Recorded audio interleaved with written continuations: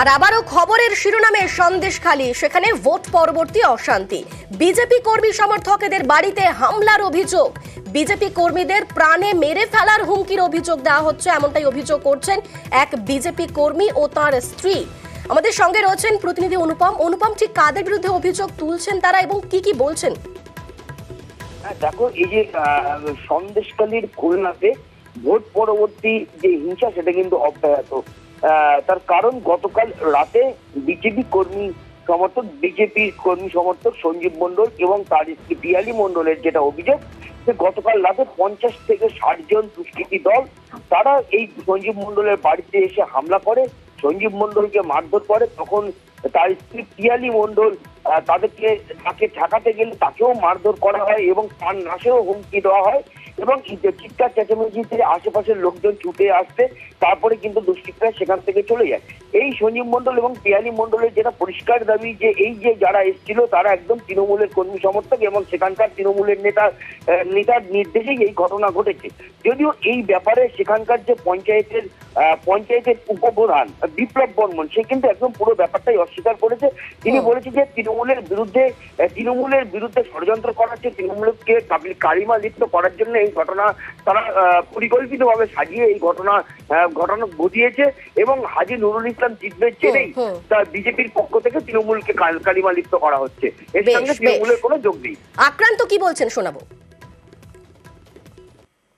বড় বড় বাঁশ, লাঠি, কোদালের আছাড়, ওর ভিতরেও বোধহয় যন্ত্রপাতি ছিল, বস্তা নিয়ে আগিয়ে দিচ্ছে। ওই কৌশিক মণ্ডলের স্ত্রী শিল্পা মণ্ডল আগিয়ে দিচ্ছে, বিল্টু বর্মন, দীপ ঘরামি, আরো রাজা সান্যাল আমাকে মেরেছে, প্রচুর মার মেরেছে। গৌতম সন্ধ্যাস সিভিক পুলিশে স্বয়ং সেখানে রয়েছে, তাকে বললাম সে কোনো গুরুত্ব দিল না। তাই বলছে আমাকে বাড়ি থেকে এসে হুমকি দিচ্ছে যে 4 তারিখের পরে তোদের পাবো, বাড়ি থেকে বেরিয়ে করি আমাদের উপর অত্যাচার, আমাদের বাঁচার কোনো উপায় নেই, কি করবো আমরা, কোথায় যাবো স্যার?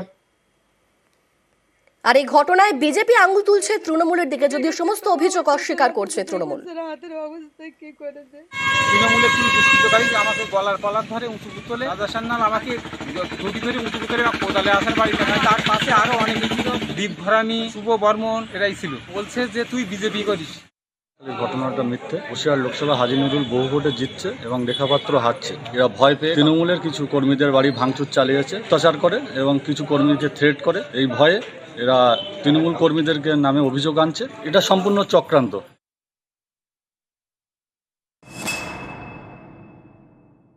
নেজারডাঙ্গার অন্তর্গত রাজবাড়ি, ভয়ারমারি, ছয়গড়িয়া, মঠবাড়ি এইসব এলাকায় সমস্ত জনগণের উদ্দেশ্যে জানানো যাচ্ছে যে প্রশাসনিক নির্দেশ অনুযায়ী আজ ইংরাজি 2/6/2024 তারিখ সকাল 6টা থেকে আগামী 4/6/2024 তারিখ সকাল 6টা পর্যন্ত 144 ধারা জারি আছে। তাই আপনারা অযথা এলাকায় 4 জনের বেশি জমায়েত করবেন না।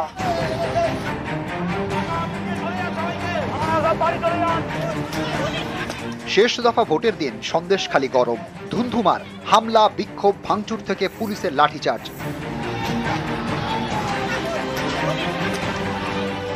দিনে অশান্তি, ভোটের পরেও অশান্তি। বেড় মজুরে আক্রান্ত হয় পুলিশ, মাথা ফাটে এসআই এর। শনিবার বেড় মজুরের ভোলাপাড়া একটি বুথের পাশে যুযুধান তৃণমূল বনাম আইএসএফ বিজেপি। জমায়েত হটাতে গেলে আক্রান্ত হয় পুলিশে।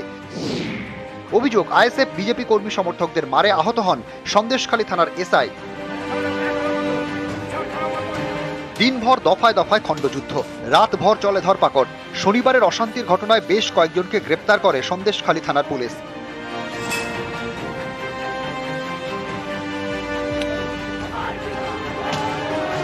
ভোটের সময় অশান্তি, ভোট শেষের পরেও আক্রান্ত পুলিশ।